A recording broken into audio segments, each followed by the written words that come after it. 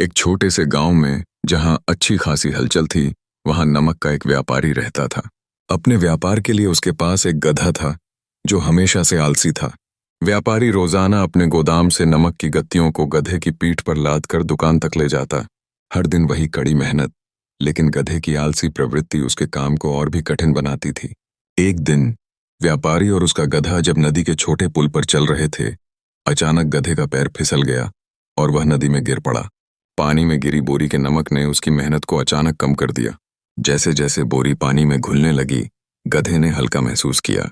उसे यह एक शानदार तरकीब लगी जिसके जरिए उसे अपने काम से बचने का रास्ता मिल गया। अगले दिन गधा जानबूझकर फिर से नदी में गिरकर हल्की बोरियों का भरोसा करने लगा।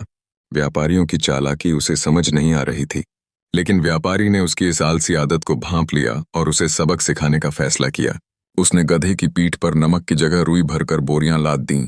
रुई हल्की थी, जिससे गधे ने फिर से सोचा कि वह नदी में गिरकर इसे भी हल्का कर सकता है। लेकिन जब गधा फिर से नदी में गिरा तो रुई पानी में भिगोकर तेजी से भारी हो गई। जैसे ही गधा बाहर आया, उसे अपने 2 बार कमजोर होने का एहसास हुआ। उस दिन गधा अपने आलस्य को छोड़ने का निर्णय लिया। उसे समझ में आया कि मेहनत से भागने का कोई साधन स्थायी नहीं होता। इस कहानी से सीख यह मिली कि आलस्य के परिणाम कभी न कभी सामने आ जाते हैं। हमें यह भी समझ लेना चाहिए कि एक ही उपाय हमेशा काम नहीं करता है। आलसी प्रवृत्तियों से बचना और मेहनत की महत्वता को समझना हमेशा जरूरी होता है। इसीलिए आलसी गधा अब अपने काम को न केवल समझने लगा, बल्कि उसे खुशी खुशी करने लगा।